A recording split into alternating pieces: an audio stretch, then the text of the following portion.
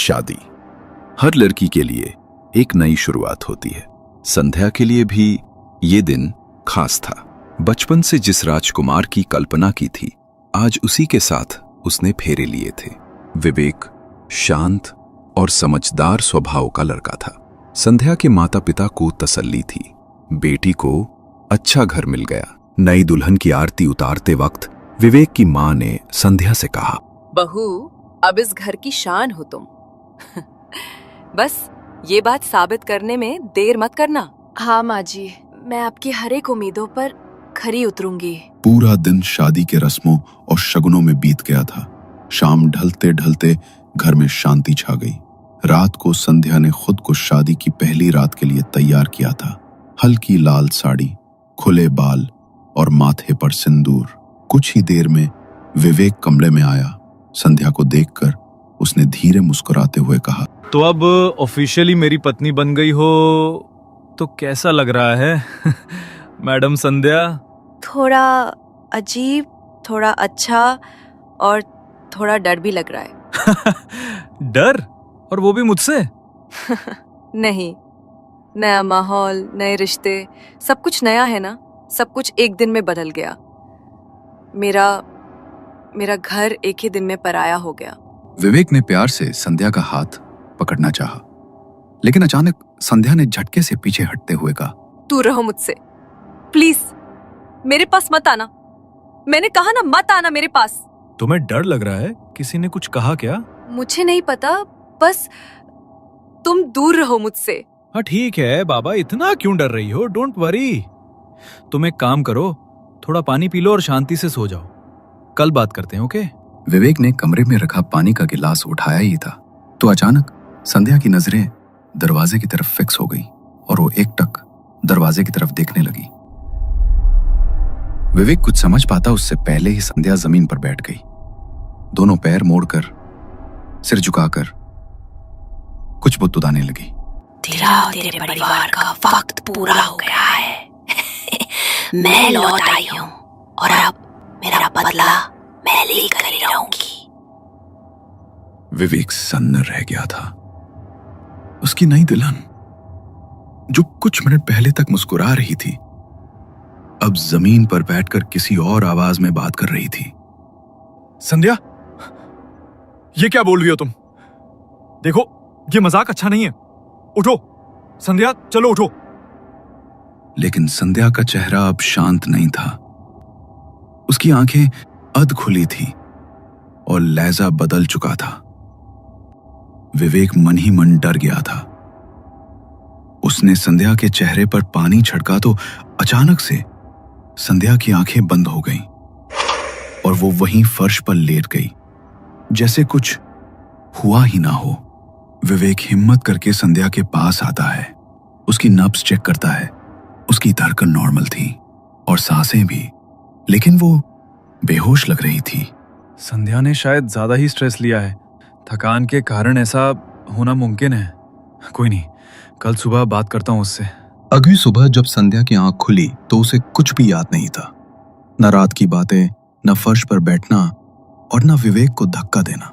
विवेक, मेरा सर दर्द कर रहा है और मुझे कुछ भी याद नहीं है कि कल रात क्या हुआ था। कुछ नहीं संध्या, बस शायद थक गई थी तुम। विवेक ने झूठ बोल दिया। वो खुद भी समझ नहीं पा रहा था कि जो हुआ वो सपना था या हकीकत। लेकिन ये शुरुआत भर थी। विवेक की मां मंदिर चली गई थी।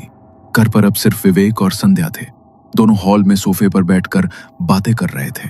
चलो आज मैं मेरी संध्या मैडम के लिए स्पेशल चाय बनाता हूँ। तब तक तुम टीवी ऑन करो और कोई अच्छी सी फिल्म लगा दो।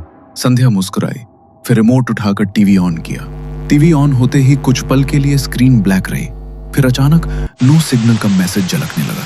संध्या चैनल बदलने ही वाली थी कि अचानक स्क्रीन पर कुछ अजीब सा दिखा। एक औरत थी, सफेद साड़ी में, बाल उलझे हुए और आंखें सीधी संध्या की तरफ। वो औरत कुछ बोल रही थी, पर ऐसा नहीं लग रहा था कि टीवी से आवाज आ रही है। ऐसा लग रहा था जैसे वो औरत सीधा संध्या से बात कर रही हो। तू मेरी जगह नहीं ले सकती, अब मैं भी यही हूँ। संध्या के हाथ पांव कांपने लगे, उसका गला सूख गया। डर से कांपती हुई संध्या भागती हुई किचन में पहुंची। वहां विवेक खड़ा था, स्टोव पर चाय चढ़ा रहा था। संध्या ने बिना कुछ कहे उसे पीछे से कसकर पकड़ लिया। विवेक, टीवी पे एक औरत थी, अजीब सी। वो मुझे देख रही थी, जैसे मुझसे बात कर रही हो और जैसे कुछ कहने की कोशिश कर रही हो। विवेक चुप था, वो हिला तक नहीं। संध्या की आंखें बंद थीं, वो कांप रही थी, सांसें बेकाबू थीं, और तभी पीछे से एक जानी पहचानी आवाज आई। संध्या, क्या हुआ? मैं तो यहाँ हूँ, बाहर नींबू ढूंढ रहा था। किससे बातें कर रही हो? संध्या की रूह कांप गई, जिसे वो पकड़े हुए थी। वो कौन था? वो जिस इंसान को पीछे से पकड़े खड़ी थी, वो अब वहां नहीं था।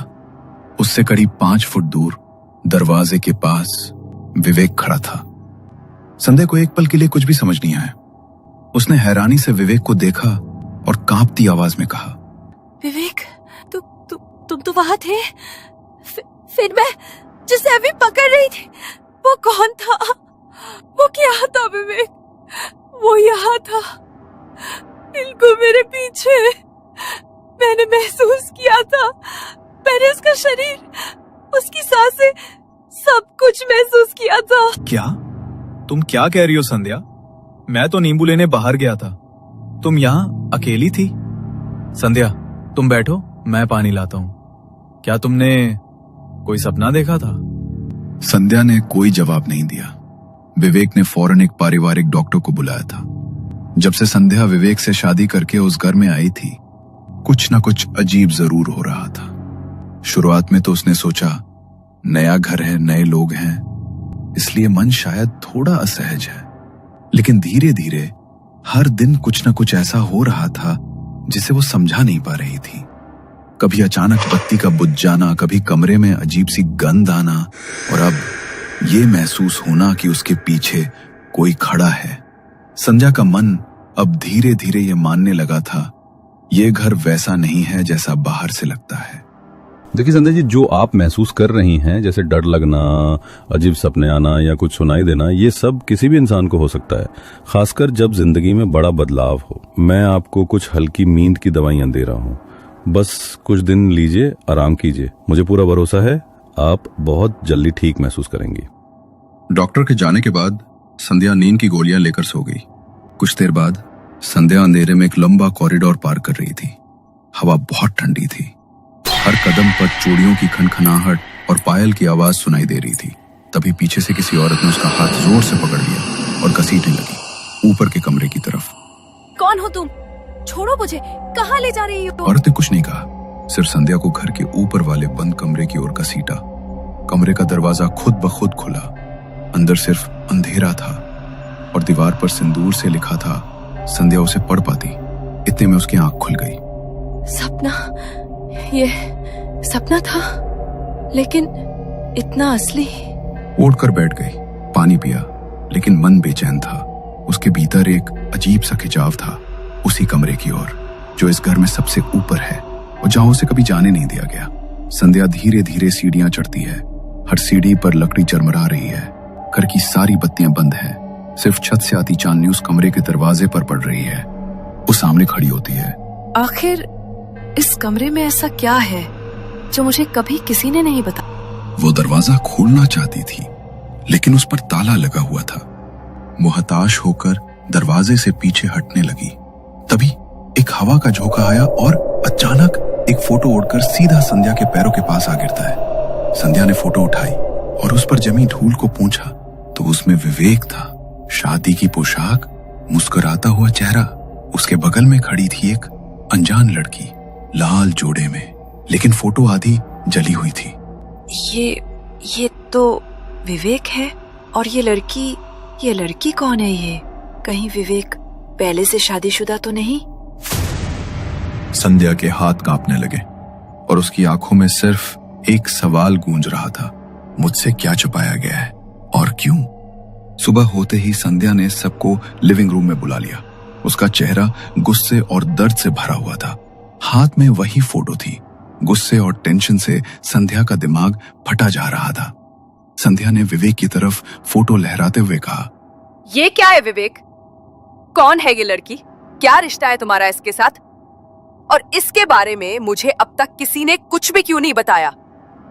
संध्या, मैं तुम्हें बताने वाला था, बस सही वक्त का इंतजार कर रहा था। और आप लोग शादी से पहले एक बार भी नहीं सोचा कि मुझे ये जानने का हक है कि इस घर में पहले क्या हो चुका है? किसी और के साथ फेरे लिए थे ना आपने विवेक? क्यों छुपाया गया मुझसे ये सब? क्योंकि वो लड़की इस घर के काबिल नहीं थी। काव्या गरीब घर की चालाक औरत थी, सीधी सादी दिखने वाली, लेकिन असल में अंदर से बिल्कुल सड़ी हुई थी।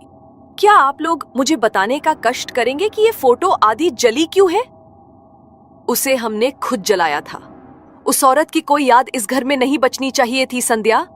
हम उसे अपनाना नहीं चाहते थे, लेकिन विवेक ने जिद की तो शादी हो गई। और शादी के कुछ ही हफ्तों बाद उसके असली रंग सामने आ गए। कमरे की हवा जैसे थम गई थी। संध्या के सवाल सबके सामने थे और विवेक की मां अब और कुछ छुपाने के मूड में नहीं थी। विवेक की मां ने काव्या की कहानी बताना शुरू किया।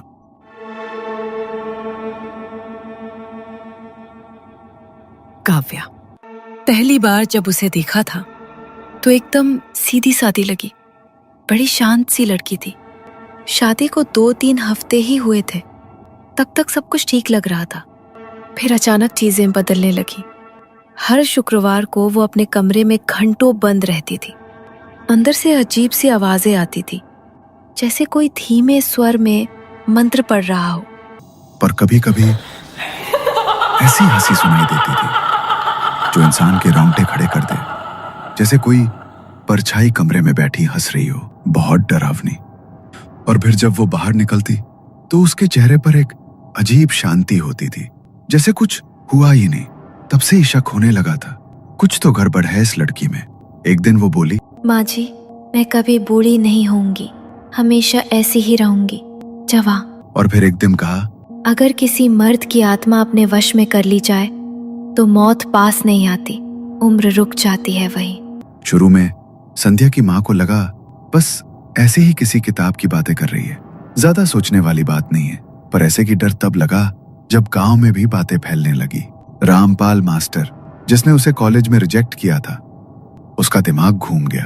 वो लोगों के सामने चिल्लाता, वो मेरे सपनों में आती है, मेरी जान खींच रही है। 3 महीने बाद उसकी लाश कुएं के पास मिली। चेहरा पूरा सूजा हुआ था, जैसे किसी ने उसे अंदर से निचोड़ दिया हो। और पंडित दुबे, जिसने शादी से पहले काव्या की कुंडली में दोष बताया था, अचानक बोलना ही बंद कर दिया। बस चुपचाप बैठा रहता था, जैसे उसकी आत्मा ही छीन ली गई हो। क्या ये सब उसका किया था? मैं नहीं कहती कि सब उसी ने किया, लेकिन ये सब उसके आने के बाद ही शुरू हुआ। और फिर एक रात कमरे की दरार से रोशनी बाहर आ रही थी। वो जमीन पर बैठी थी, पूरे शरीर पर सफेद भभूत, बाल खुले हुए, सामने जलता दीपक उल्टा रखा था और वो कुछ बुदबुदा रही थी। इस घर के सारे पुरुष अब मेरे होंगे, कोई मुझसे छूटेगा नहीं, मेरी शक्ति कभी नहीं घटेगी। संध्या की सांसें रुकने लगी थी, शरीर पसीने से भीग रहा था। विवेक की मां भी बोल ही रही थी कि अचानक संध्या का बर्ताव अजीब होने लगा। उसकी गर्दन झुकी हुई थी और कमरे में एक पल को सन्नाटा छा गया। फिर संध्या ने अपनी गर्दन ऐसे मोड़ी जैसे किसी मशीन में झटका लग गया हो। संध्या, क्या हो? तुम ठीक तो हो? वो धीरे धीरे आंखें ऊपर चढ़ाती है और फिर हल्की सी हंसी हंसती है, फिर अचानक रोने लगती है और बुदबुदाना शुरू कर देती है। उसकी हड्डियां चटकने लगती है और उसकी आवाज काव्या जैसी होने लगती है। गला भारी, भारा हुआ। इतना झूठ, इतना घिनौना झूठ बोल देते हो तुम लोग, शर्म नहीं आती? संध्या, ये क्या कह रही हो तुम? ये क्या हो रहा है बेटा? संध्या, तुम ठीक हो ना बेटा? संध्या दीवार से सिर मारने लगी, फिर अचानक उठी और अपने बालों को नोचने लगी। माँ, पापा, कुछ करो यार, ये संध्या नहीं है। घर में कोहराम मच चुका था।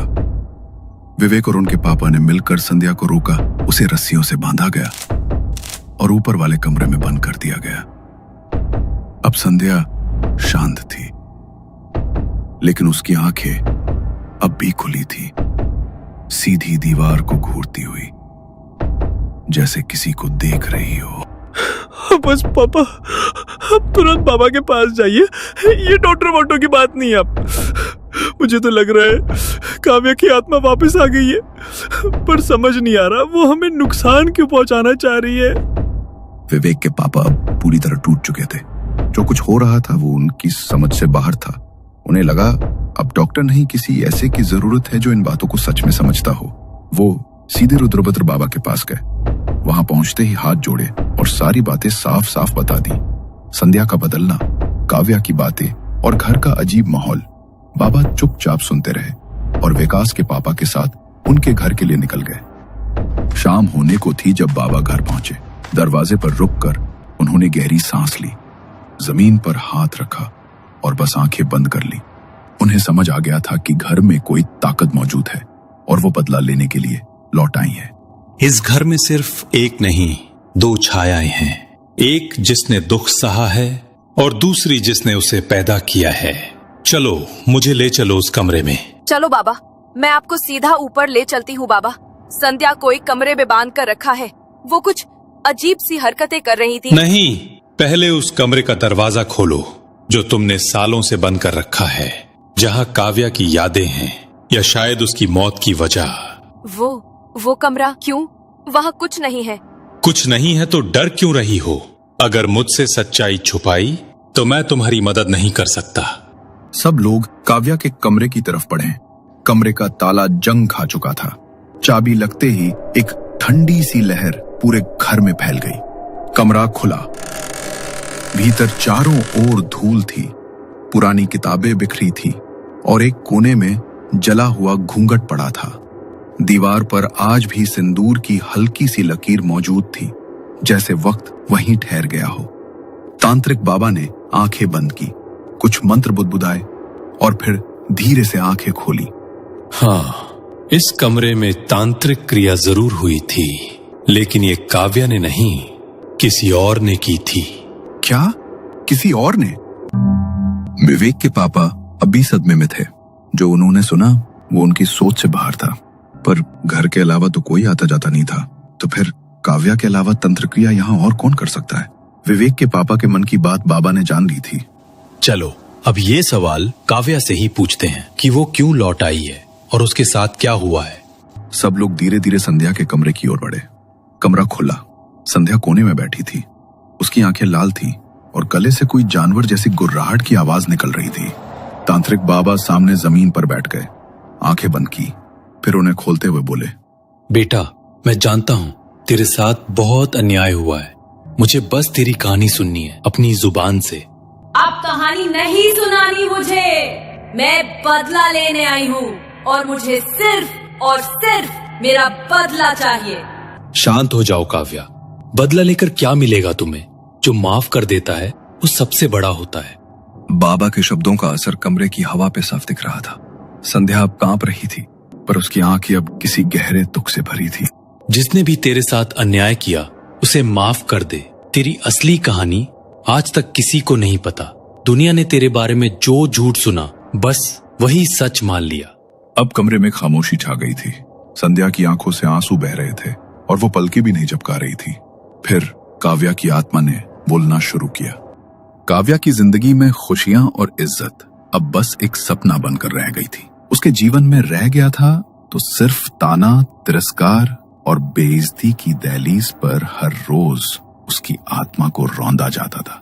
एक दिन उसकी मां मिलने आई थी। उनके खाली हाथ देखकर उन्हें दरवाजे पर ही रोक दिया गया और काव्या के सामने ताना पड़ा, बोल देना अपनी मां से, अब कुछ देने की औकात नहीं है तो इस घर का दरवाजा उनके लिए हमेशा के लिए बंद है। मैं रात रात भर जागती थी, सोचती रहती, क्या मेरी गलती सिर्फ इतनी थी कि मैंने एक अमीर लड़के से प्यार किया? एक बार मैंने विवेक से पूछा, अगर मैं अमीर होती तो क्या तब माँ मुझे बहू मानती? उसने नजरें झुका ली और कुछ नहीं कहा। वो चुप्पी शायद मेरे लिए सबसे बड़ा जवाब था। संध्या ने हमेशा सबका सम्मान किया, सबकी सेवा की, लेकिन बदले में उसे क्या मिला? बस ताने, अपमान। माँ बहुत खुश थीं जब उन्होंने सुना कि मेरी शादी तय हो गई है। हमारे घर में पहली बार किसी ने दुल्हन का सपना देखा था। मैंने भी सोचा अब शायद मेरी किस्मत बदल जाएगी। विवेक की माँ के विरोध के बावजूद विवेक ने जिद करके काव्या से शादी की थी। शादी हुई, लेकिन घर ने कभी उसे अपनाया नहीं। सुहागरात की रात थी। मैं सिंदूर लगाए, नई चूड़ियां पहने, चुपचाप कमरे में बैठी थी। मन में हजार ख्याल थे। तभी उनकी माँ आई, दरवाजा खोला और ताना मारते हुए बोली, ज्यादा सपने मत देख। तेरे जैसे गरीब की औकात इस घर में एक नौकरानी की है और तुझे वैसे ही रहना होगा। क्या शादी करके मैंने कोई गुनाह किया था? दूसरे दिन सुबह चाय बनाने में जरा सी देर हो गई थी। उन्होंने कप मेरे हाथ से छीन कर जमीन पर दे मारा और गुस्से से चिल्लाई, दहेज में गाड़ी तो नहीं ला सकी, अब क्या घर के काम भी तेरा बाप आकर करेगा? भीख मंगी कहेगी। मेरी आंखें भर आई, लेकिन जवाब देने की हिम्मत नहीं हुई। बस चुपचाप जमीन पर बिखरे कप के टुकड़े समेटने लगी, जैसे मैं अपने टूटे हुए सपनों को बटोर रही थी। इस सब के बावजूद सबसे ज्यादा वो तब टूटी जब उसकी माँ बीमार पड़ी थी। संध्या ने बस एक बार, सिर्फ एक बार मायके जाने की इजाजत मांगी थी, और जवाब में सास ने कह दिया, अच्छा है, मर जाने दे उस भिखारन को, और तू मायके जाएगी तो घर का काम क्या तेरा बाप आके करेगा? संध्या अपनी माँ को आखिरी बार देख भी नहीं पाई, ना उनका चेहरा, ना उनका आंचल, बस यादें रह गईं और उसे सकती रही चुपचाप। इतना सब होने के बाद भी उसने कोई सवाल नहीं उठाया। हर दिन बर्तन मांजती रही, खाना बनाती रही और ताने सुनती रही, बस इस उम्मीद में कि शायद किसी दिन वो उसे बहू नहीं बेटी मान लेंगी। लेकिन फिर एक दिन मुझे बुखार आया और उल्टियां होने लगी थी। मेरी आंखों की रोशनी कम होने लगी। मुझे कुछ तांत्रिक के बारे में सुनने को आया और एक रात मैंने देखा सासू माँ कुछ राख जला रही थी और मेरे तकिए के नीचे कुछ रख रही थी। मैंने विवेक से कहा, कुछ ठीक नहीं है, माँ कुछ कर रही है, पर वो हंसकर बोला, तुम्हें वहम हो रहा है काव्या।